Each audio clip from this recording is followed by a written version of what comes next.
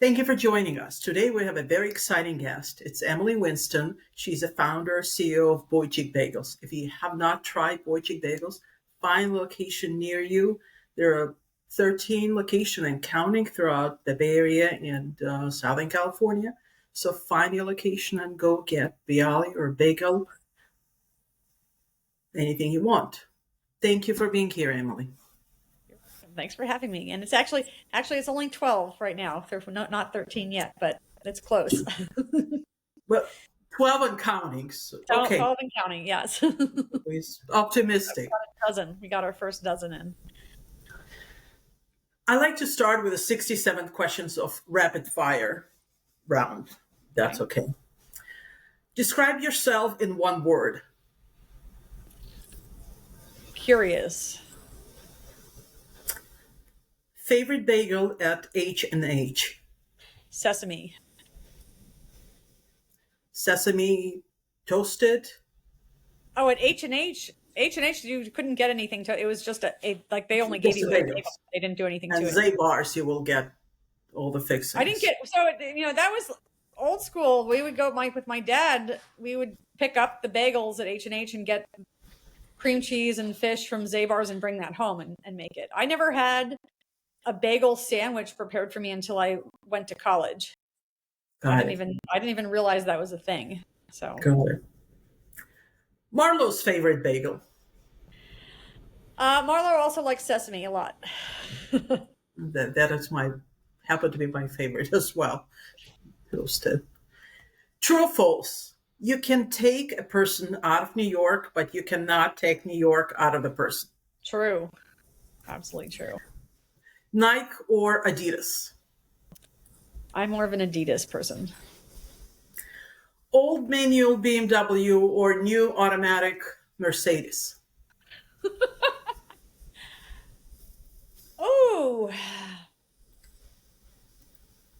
Well, I had a stick Mini Cooper for a while, and I really loved that. So it puts me towards the old BMW side of that equation.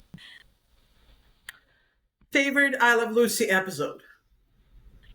Yeah, I'm not really old enough to have watched all of that, but I do remember the Chocolate Factory one. It's one of the best. Biggest pet peeve? Ooh. Biggest. Ugh.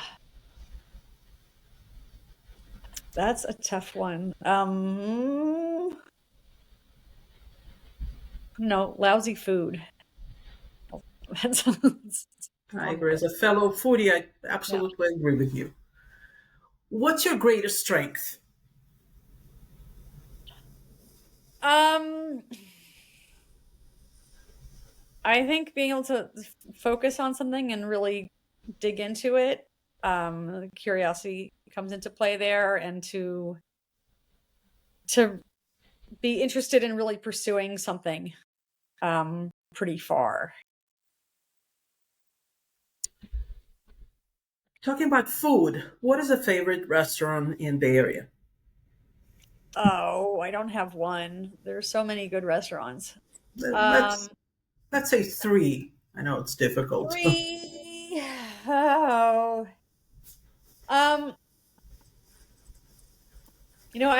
also like busy, but we'll say a shout out to one of my staples. It's not fancy, but it's healthy food, and it's really good and very available. And I get it a lot of times after my martial arts class at night. Is Humble, up in the Elmwood. It's like just solid, and it's really good, nutritious food. And it's kind of like my meal plan. If I am in need of food, I can just get anything from them. I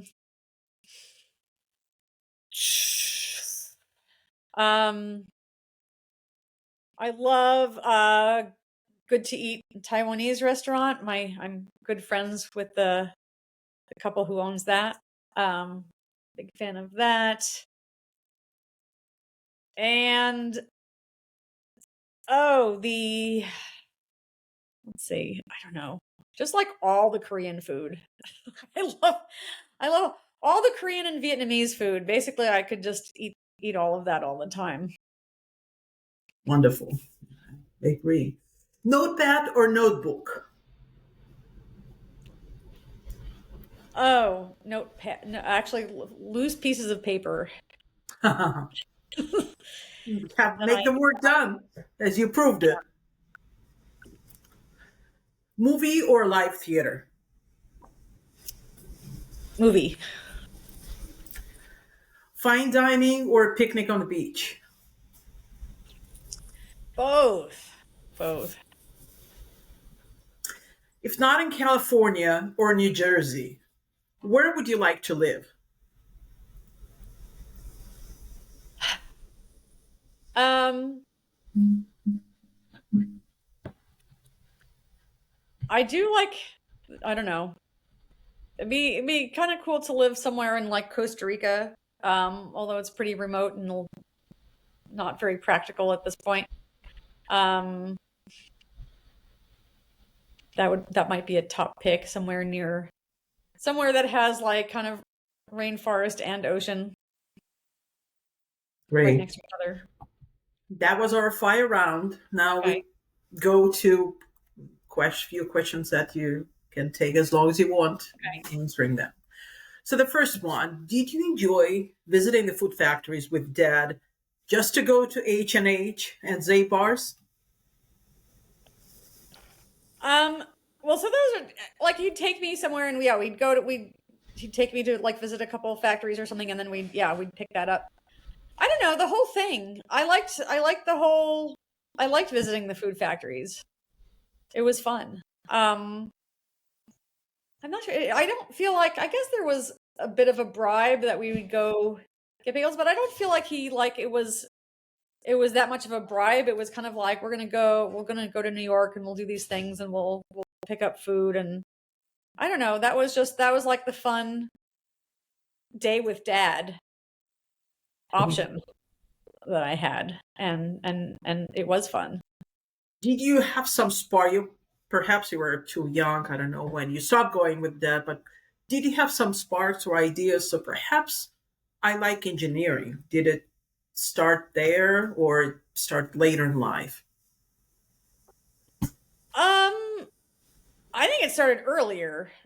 I think it was probably always there. I was into Lego at a very young age, um, and encouraged to do that, and yeah, I don't know. I was just always into how things worked and stuff. So I think that's probably why, I don't think that was my first encounter with engineering. Great. Why not fetch about the bagels like everyone else, like other transplanted New Yorkers? Why the tourists of starting creating this incredible enterprise adventure? Well, I was for several years. Well, I was initially. I was just another uh, fetcher. And I, moved here. And if I met another ex New Yorker, I'd say, "Hey, would say, oh, there's no good bagels here." And that was like the first bonding conversation we would have. But it was when I got learned that H&H had been shut down totally for tax fraud.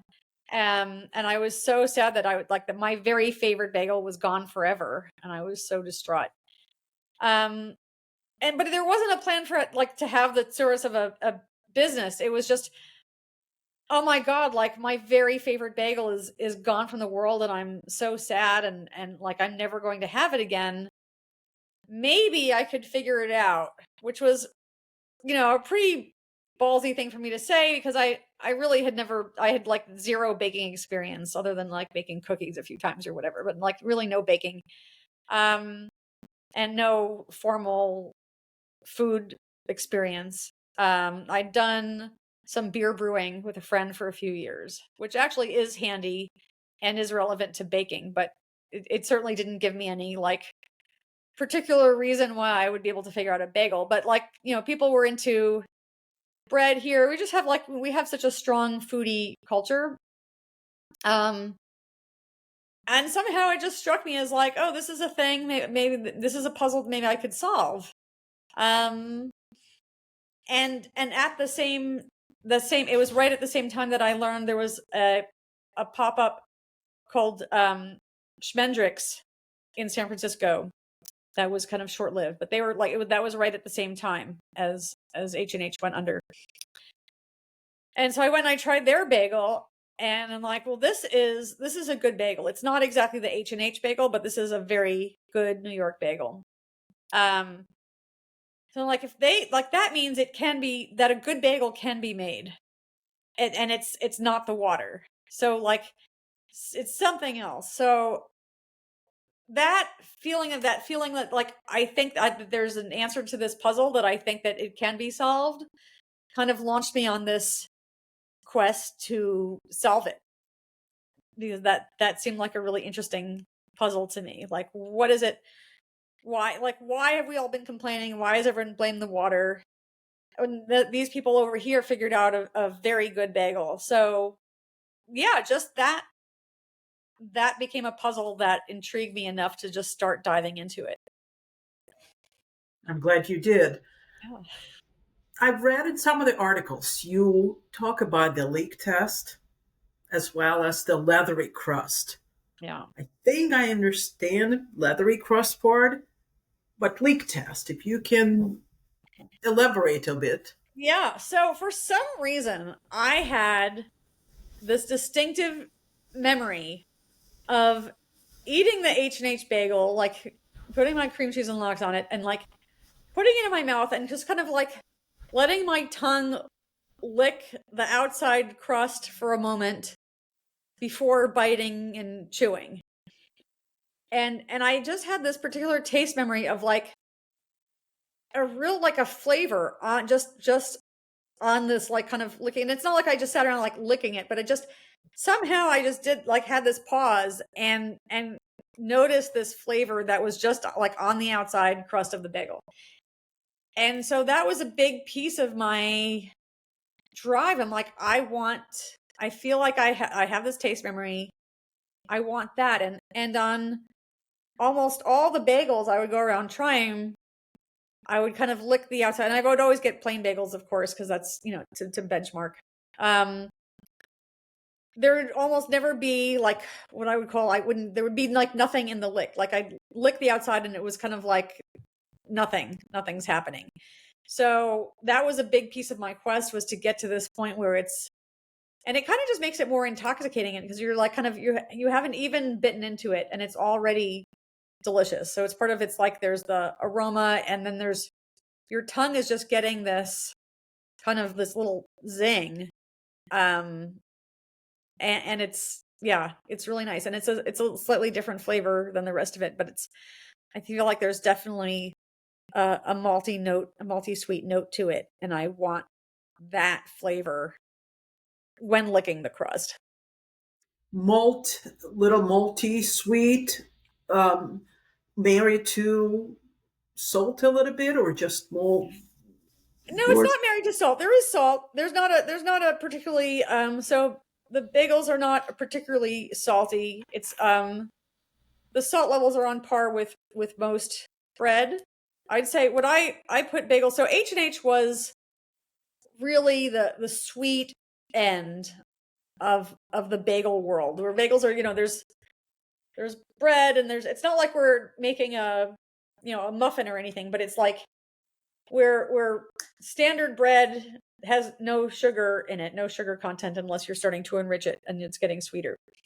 But to me, bagels always have, because of that barley malt syrup, and that's that flavor that makes malted milkshakes, that makes Whoppers, candy. That's also the basis of beer brewing, which is why that knowledge came in handy. But that little malty sweetness is, in there. So I feel like we're always with bagels, we're just we're on the sweet side of center. We're definitely on that side. And I think that's one of the reasons why Bialys are a particularly fun cousin to the bagel, because it really is it's much more of a straight bread dough, and then you're adding the sauteed onions. So you're going like way, salty and savory of center. So it's just like it's a nice contrast from the slightly sweet of center. But I think the sweetness works really well. It's not like it's sugary. It's just like a little sweet. And it sets off, I think particularly it sets off like the smoked fish really nicely. In much the same way as the challah is delicious for so many sorts of sandwiches and things, because it's just that little bit of, it's like a little bit of sugar. It's like with a lot of food, it's like either like a little bit of sweet and a little bit of salty, like just a little bit can make everything a world of different, and just like pick it up and make it sing. So I really like that hint of sweetness to it.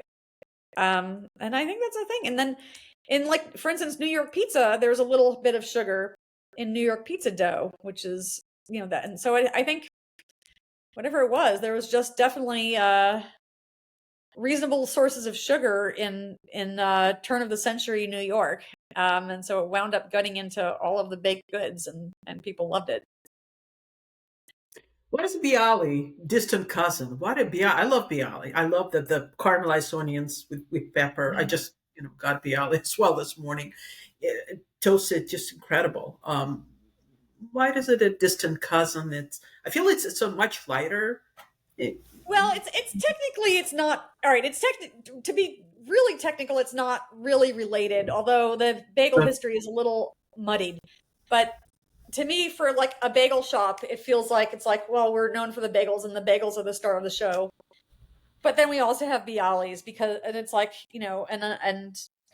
and so many of our customers who walk in our doors have never even heard of a Bialy before. But it's, it's kind of close to the same diameter. It makes its own, meal. So it works similarly to a bagel, but it is, developed in Poland. That comes out of Bialystok, Poland.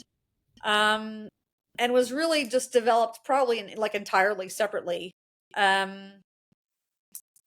There's a story that someone dropped their dough on the floor, and then the boot of they stepped in it, like with the heel of their boot, made a dent, and then it baked or something, and that's how it came. I don't know how true that is. But regardless, it's delicious. And I had them growing up. My dad would, and this would also happen, either he would bring them home, or if I was hanging out with him for the day. And if we were closer to the Lower East Side, we would go to Kosar's Bialys and pick up Bialys and maybe onion board, and go to Russ and Daughters and buy the fish there. So those were the two, depending on where in Manhattan we were, like we'd go to either of those spots and bring all that home. So I grew up eating Kosar's Bialys and loved those. And actually, they've changed their Bialy recipe now. They're not the same as they used to be. They don't taste the same. But so when I started playing with bagels, and I'm like, oh, I should try out Bialys too, because I haven't had a great Bialy in forever and ever. But very quickly, the cool thing is, so like Rose Levy Berenbaum in her bread Bible has the recipe that she got directly from Kosar's several years ago. And I basically made that, and it was great right off the bat. So I'm like, oh, I don't have any, well, look at that. I just, here's how, so Rose taught me how to make Bialys, and I didn't need to do any more work. The only thing I've done, and basically we're doing exactly that recipe today, except we've changed some mechanics to make it work for our production schedule, but otherwise it's exactly that. But you start with a little ball of dough. You make that's really more of a straight bread dough, and you smush it down in the center, and then pull out the sides. So you're making kind of like a red blood cell kind of shape, which like a frisbee almost, but with a thick rim, or like a tiny pizza with a thicker rim, but like a little dent in the center. And then you put in your like sauteed onions and poppy seeds with a little salt and pepper. And then you just bake it. You like launch it right onto the oven stone, the hot stone, and let it bake directly, and then pull it out. So it's actually very different. So there are bagel shops I've seen that make make what they call Bialys. They just take the same bagel dough and shape it differently. And to me, that's not a Bialy. A Bialy should be its own specific dough. And there's no sugar. The base of it is it's a straight bread dough, just flour, water, yeast, and salt, and that's it. But it gets its flavor. There's just something really nice, and you also like kind of dust it with flour, and I feel like that's one of the magical things. It's just really good to me. It's kind of tastes a lot like a Jewish ciabatta bread almost. You Like a nailed it. My favorite ciabatta. bread, ciabatta, is So very good. I love smart. ciabatta. Because it is anyway, it's totally different to work with. The dough is like totally different to work with. The process is different. We don't boil it. But it winds up being the bagel's cousin just because like that's the other single serve Jewish bread product that you may put cream cheese or butter on.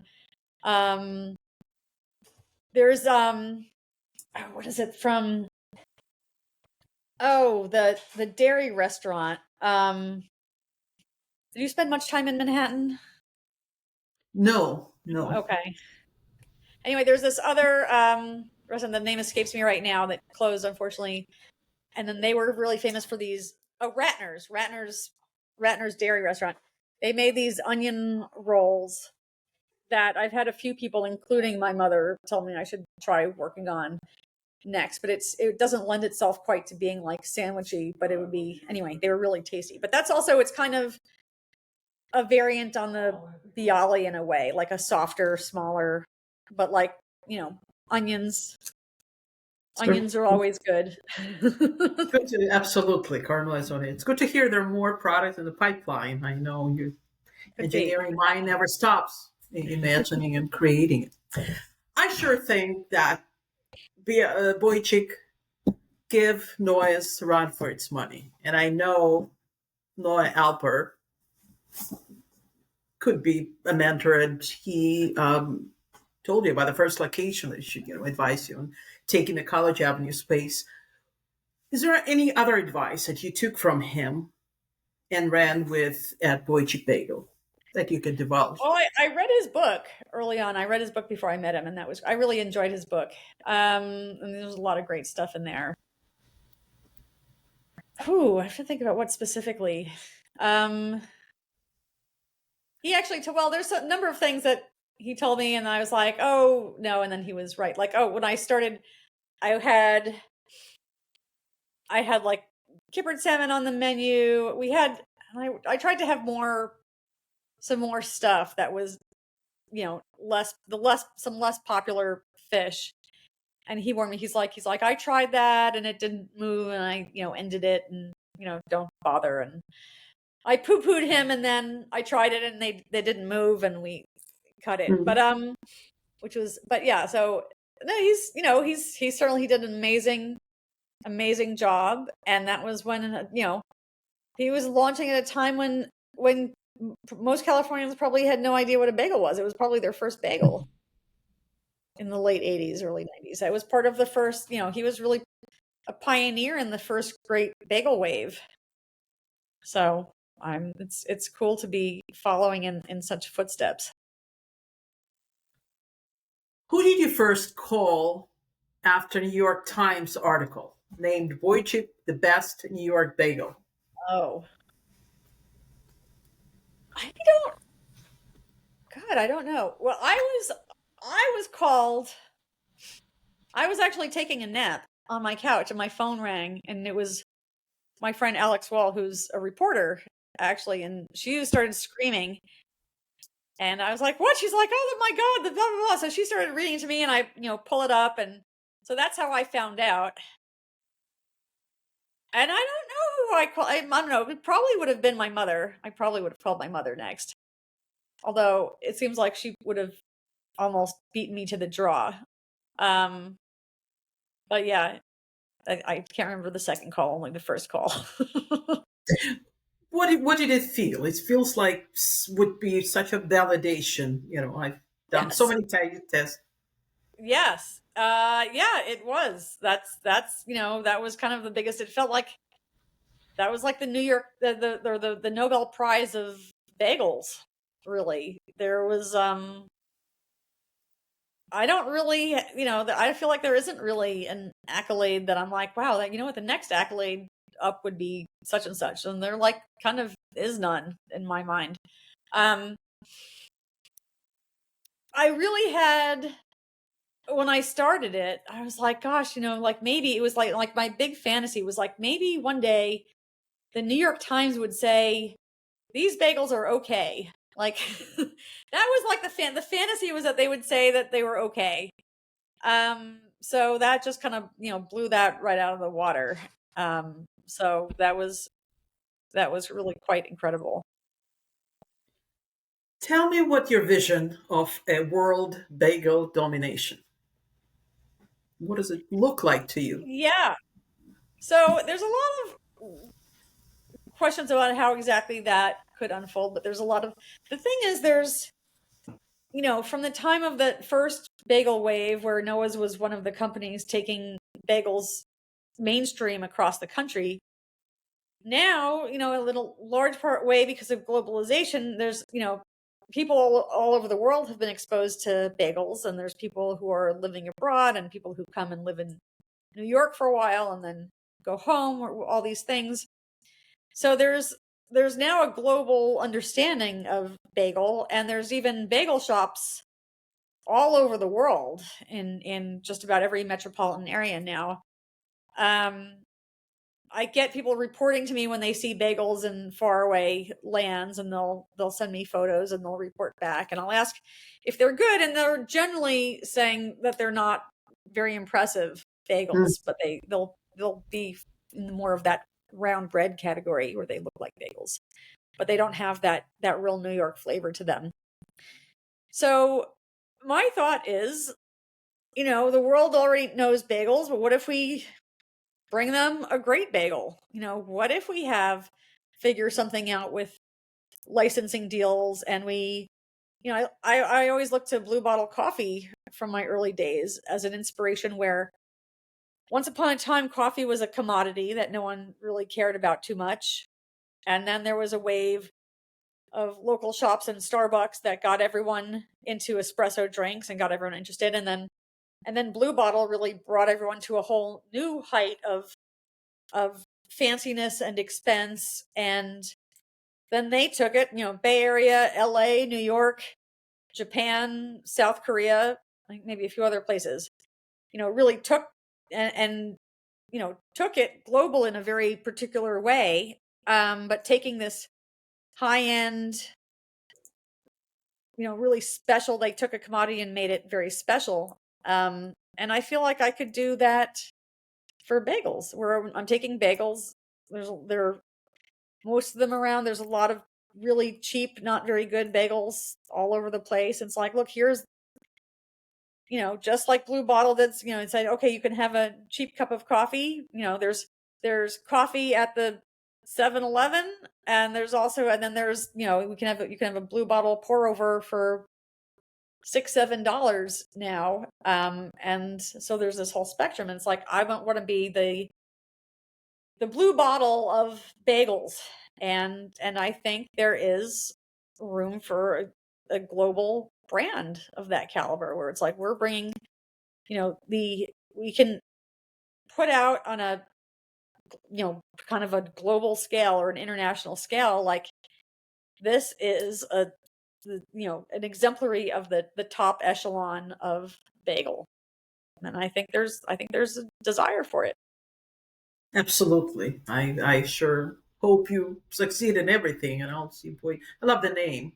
I know the origin of the name, and absolutely great name.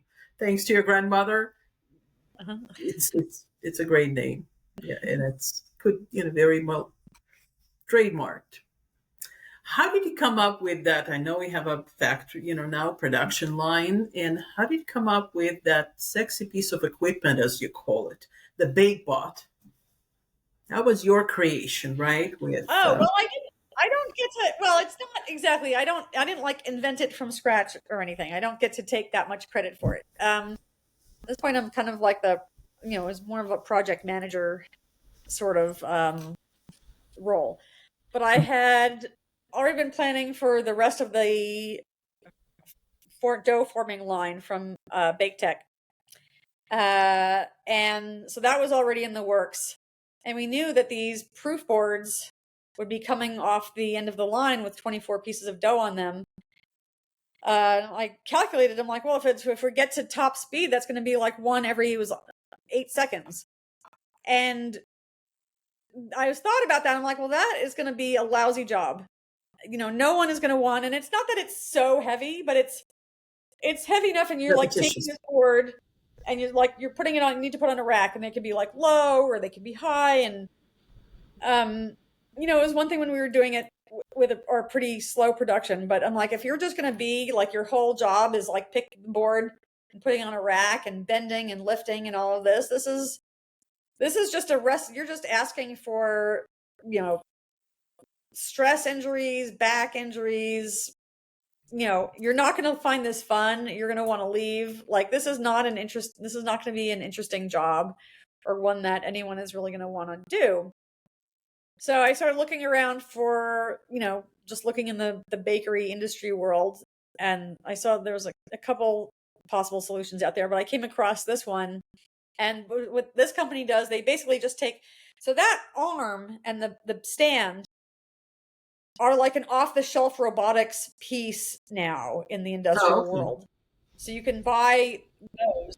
And then this company, they specialize in taking those and applying them in the bakery industry. So what you have is you always have what's called an end-of-arm tooling.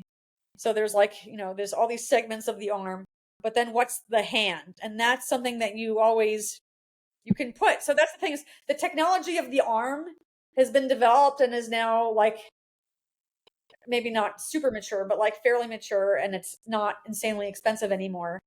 And there's all these controls of just where in space do you want that, like the end or like the wrist to wind up? Is there a question where the elbow is? There's tracking. What is the path generation? How are you getting there? What's the acceleration that's allowed? You can't go too fast if had this rack of bagels and then they went flying, the dough goes flying off. So you have to, there's all these questions about what is the proper, if you're replicating a person, something, picking it up and putting it somewhere, you're really breaking it down into all the physics of that path of travel and how fast and at what angle. And then you're also, you can create all kinds of different tools, basically hands that go on the end.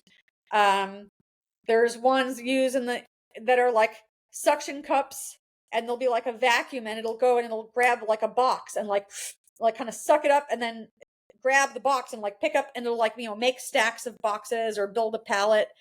There's all kinds of things. There's ones with fingers that can pick up even like delicate things and, pick them up, put them down, use computer vision, do all kinds of really amazing things. So they developed this particular hand for our application because they never used wooden proof boards before. They'd done a lot of work with sheet pans. And so that hand really could kind of just grab here and grab, like there's kind of a bit of a thumb that would grab over the edge of the sheet pan and like lock that way. But because we're just using these wooden proof boards, there's no way to grip onto that. So they made this big kind of hand that it actually kind of locks and grabs it and picks it up and puts it down. So they developed that, and then we kind of got the two companies to discuss, and we figured out how to integrate it, and they came and installed it and tweaked it, dialed it in, and yeah, it's great. I love it. It makes me very happy. It's pretty amazing. The videos, it's cool, and it's very mesmerizing. I love it because people come and I intentionally designed our facility with this glass wall that you can just come and watch that part. So like at other stores where we're baking, you can watch. I'm big on open kitchen and transparency. So basically, there's nothing in our shops that we hide away other than like the dishwashing sink in the back, because no one really wants to look at that. But otherwise, you're going into any of our shops and you can see the baking happening. But I'm like, here, like we can't put everything in front of the window, but let me put this dough because all of this machinery is so cool. And yeah, people come and watch. And on the weekends, kids are just like staring and they're mesmerized. And yeah, people dig it. It's a very zen thing to watch. It's fun. And instead I have my employees, instead of doing this really unpleasant repetitive labor, are instead monitoring the robot and checking, if it gets hung up, going and fixing it. They're able to better do quality control. They're doing, there's plenty of other things for them to do that are more interesting and pleasant than picking something up and putting it down 800 times a Certainly. day. Certainly. You're the founder, the brain, the heart, everything, all the operation. Why did you give yourself the title of the CEO just 2 years ago? Well, originally it was just one little bagel shop, so I went with owner.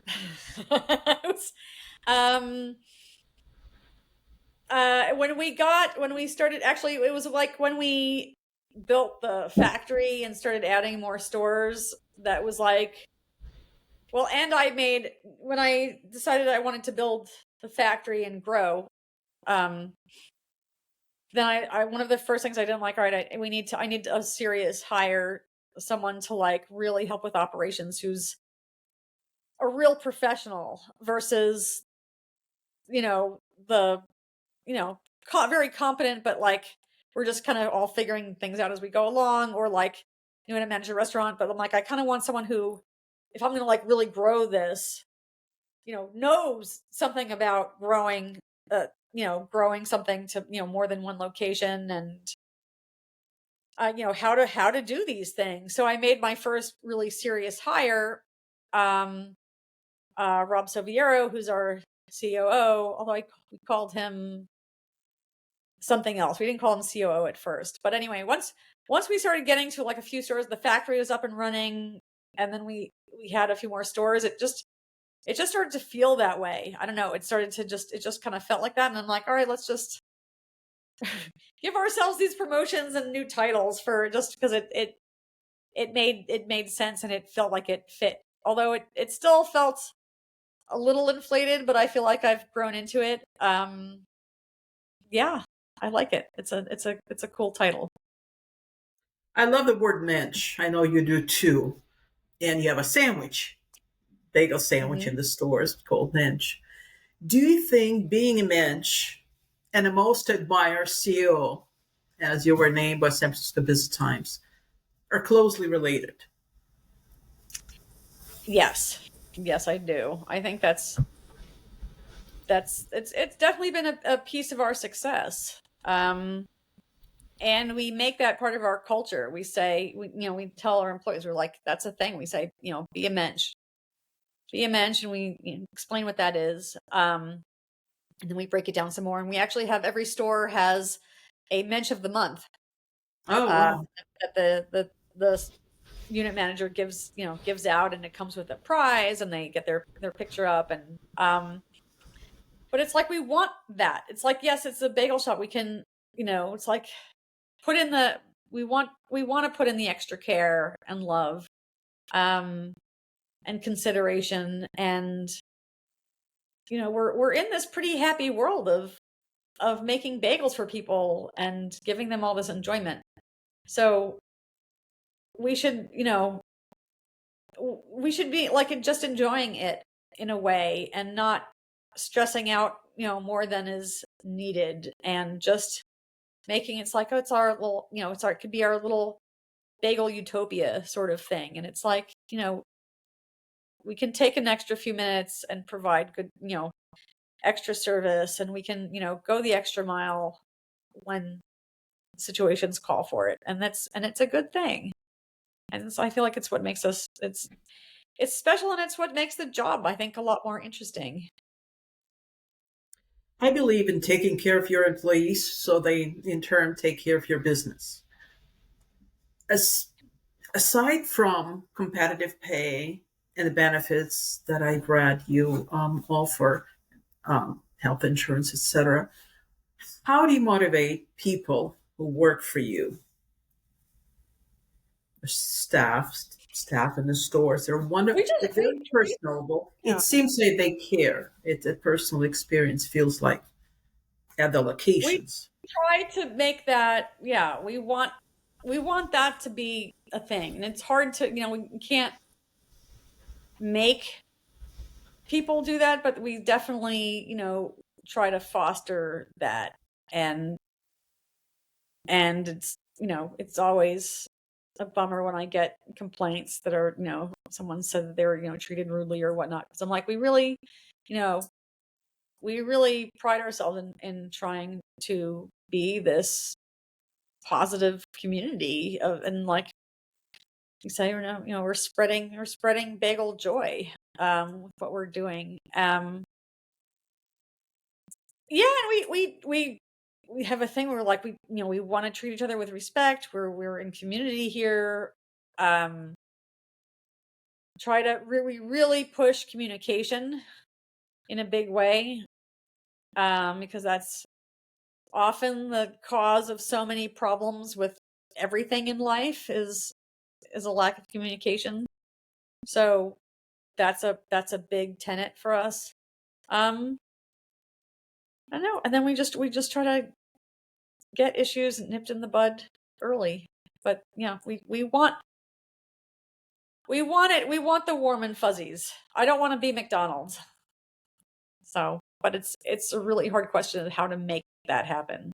And I don't think you I ever don't will be have good McDonald's, answers. but But I've been lucky. Well, I good. I don't. Yeah, I don't know. It's a question. I think, exactly what in terms of we tend to attract some great people who want to come be part of us and work with us, and I think that helps, that we're attracting good people who see what our attitude is like and want to be part of that. is there any skills that you transfer from your martial arts hobby to the business? Oh yes, I feel like my martial arts it's a good, it's kind of a meditative and like it's a very therapeutic practice. Things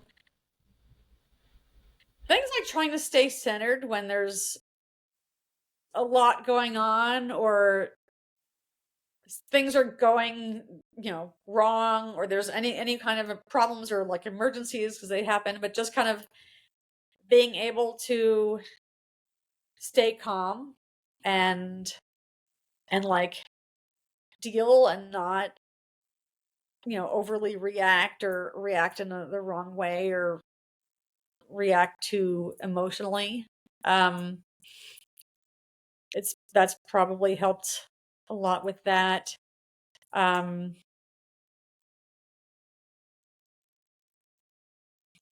Being able to be like, this is stay with discomfort and pain is a useful practice. And just this still showing up every day, like that's that's a piece of it. And it's like, yeah, business um yeah, requires a lot of showing up even when you don't feel like it. What distinguishes a leader from a manager, in your opinion?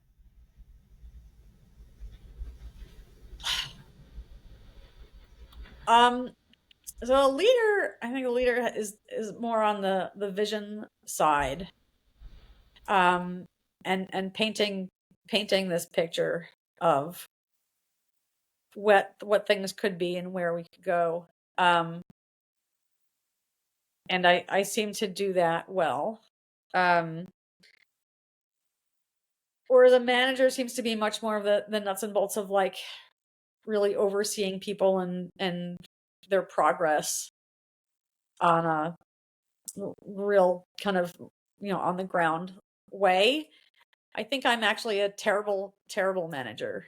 I don't think I can manage much of anything. And so I'm very glad to not have that be my job. Because I don't know, I don't want that. I like thinking about this big picture and like pie in the sky and what are the things we could do, and these options. And I don't like the day-to-day minutia very much, so I feel like I'm very fortunately in a position of leadership instead of management. Um, Although I don't feel like I win any prizes as a leader either, in my, estimation of myself. I don't feel like I'm deserve anything there. Um but I am good at thinking grand thoughts, and like talking excitedly about them, and getting other people on board. And that's part of it, like getting investors excited. Like, I get myself excited, and I can just be like, and here's why this is great, and that's why, and we're going to build this factory, and then I'm going to get this automated system, and now where there's a robot and all this stuff. And I see that, I can see that vision, and then I can sell it. So that's, yeah, I feel like that's my main leadership skill. Do you think the team will agree with you being a leader? It seems like you're a great leader, from the what you've accomplished so far, and the team on the field, it's incredible. So you got to be coming from the top. So would your team agree with your definition of yourself, Well, that I'm not such a great leader, or they might? I don't know. That's a good. I don't know if I want to ask them. Let's I ask don't know. them. They probably say that I was a great leader, or at least to be nice. I think they would definitely say I'm good at painting a pie in the sky vision, and and going with that, and getting people on board with that. I think they would definitely agree to that. Um, Do you ever feel lonely at the top? yeah, yeah, but I do have some good support. Um, I feel like the main lonely thing is, it's like sometimes there's just decisions, and it's like, I don't know. It's sometimes the decisions are really difficult to make, and there's I have to make it. Um, and I could kind of like ask people's opinions, but it's no matter what, it's like it's mine to make, and you know it's my ship, and you know I basically own the ship, and so I get to live with whatever consequences come along. So it's definitely a lot of pressure that way, and stress, and it can feel lonely, because it's, yeah, I don't it's yeah, there is, but not like super duper lonely, just a little lonely. Is there a CEO in the past or present that you aligned yourself with? Well, I would say I really like, I don't know, I read the Steve Jobs book biography, and you know I like he's just kind of like the crazy visionary that I feel like, not that I'm gonna call myself Steve Jobs, but um I feel like I identify with that more than the, I don't know, really like some like really traditional, like Jack Welch. Like, I feel like I don't have that. I'm not that kind of leader. I feel like I'm, yeah, much more of a Steve Jobs style, just, More free spirited versus yeah, institutional, as I call it, crazy person who just has versus ideas. suit and tie. Yeah, yeah, versus like this, practicing executive skill set, and being super organized, and on top of all of these things, and really delegating, and I don't know, running things like machinery is, but that Rob is much better on that, in this like kind of delegating, organized, all of this other stuff. Um yeah, and I'm just kind of left, I'm on the I'm like a creative engineer, so that leaves me in a yeah, kind of Steve Jobs-ish sort of spot. That's a great role model. So What my keeps you goal could be called the Steve Jobs of bagels. Which would be a strange title, but I would love it. We'll talk to San Francisco Business Times, maybe to another another ceremony at St. Bridges or somewhere else. What keeps you up at night? Well, it could always be something different. But right now, where there's just like when there's big questions like, where should we go? Should we do more of the same? Should we do things differently? Do we, like this infinite questions, for where we go. There's a lot, and we're at like a bit of a plateau where it's like, okay, now we can, we should really think about this. Where for several years it was just, okay, get the factory built, build more stores.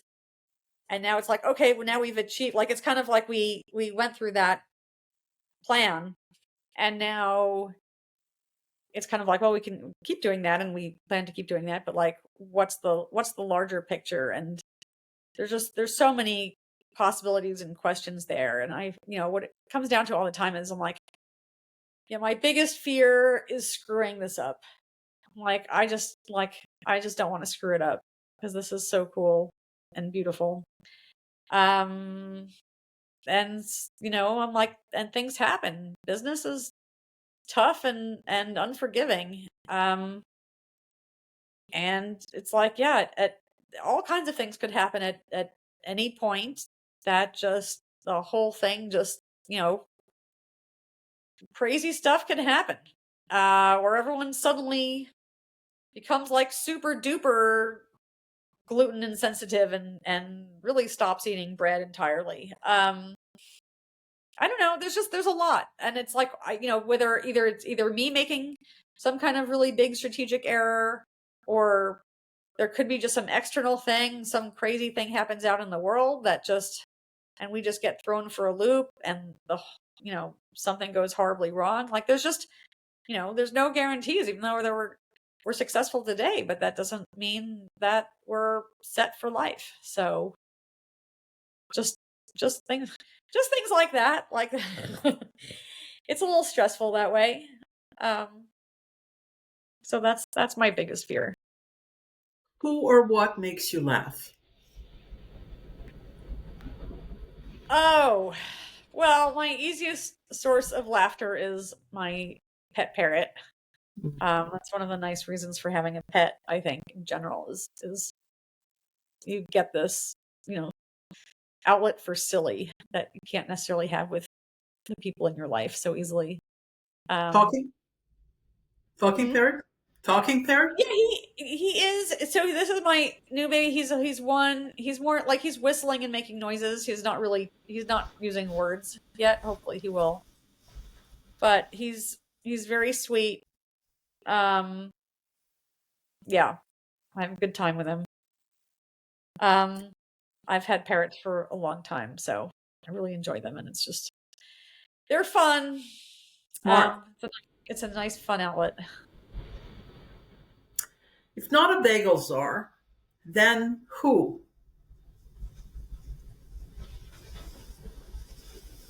Oh, like just me personally? Like, who am I if Yes. I'm not bagels?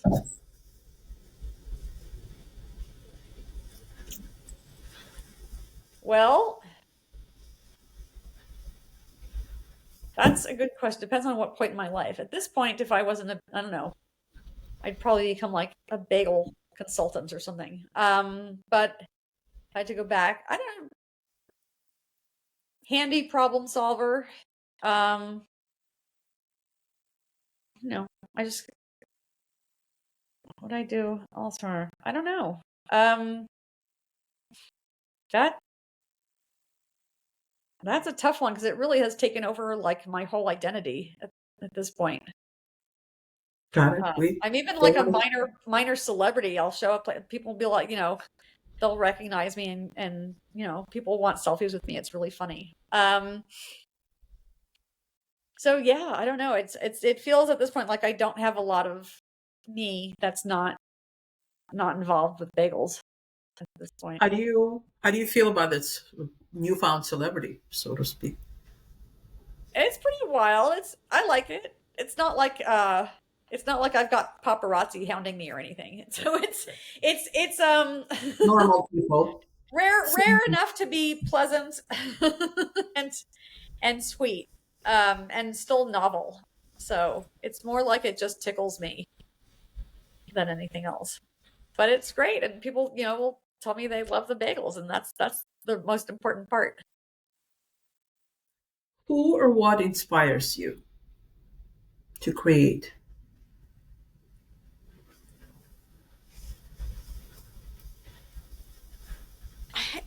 I just it's just inside. I like making awesome stuff.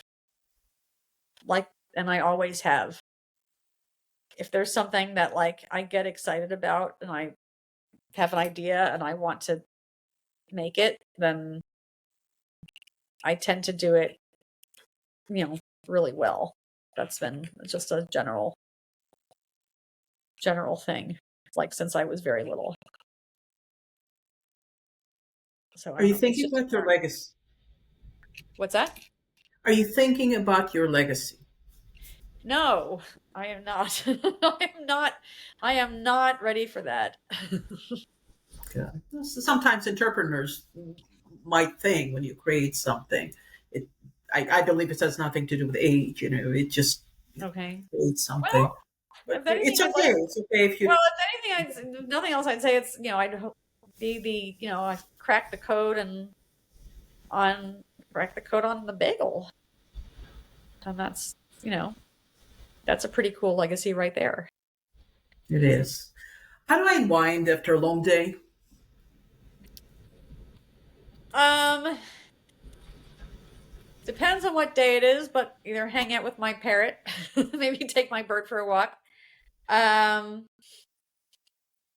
I have dinner with my good friends, basically adopted family at this point.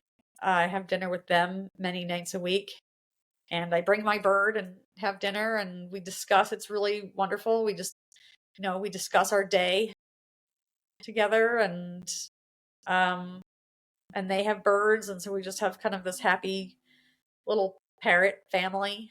Um, those are the main things. Or I'm off to martial arts class and I go punch my friends. So it's any of those. Last question, the same for everybody. What do you find extraordinary in every day?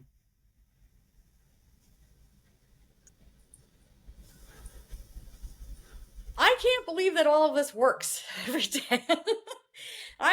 Yeah, we'll pause and like kind of look at what's happening. That it's all happening without me being involved, and I think it's like a miracle. And it's just I can't. I still am kind of dumbfounded that it works so well every day, day in and day out, even if I'm sick in bed, and it just runs, and we just put out these amazing bagels, and my, staff of 200 some people just makes the magic happen every day. And yeah, I still find that incredible. Emily, I can't wait for another conversation a few years from today when we will have a world bagel domination all Sounds over. good. And your Boichik Bagel opening at H&H location in New York would be That would something. be very cool. Yes, that would be awesome. Thank you for taking the time being here. Truly Yeah, appreciate you're this very conversation. welcome.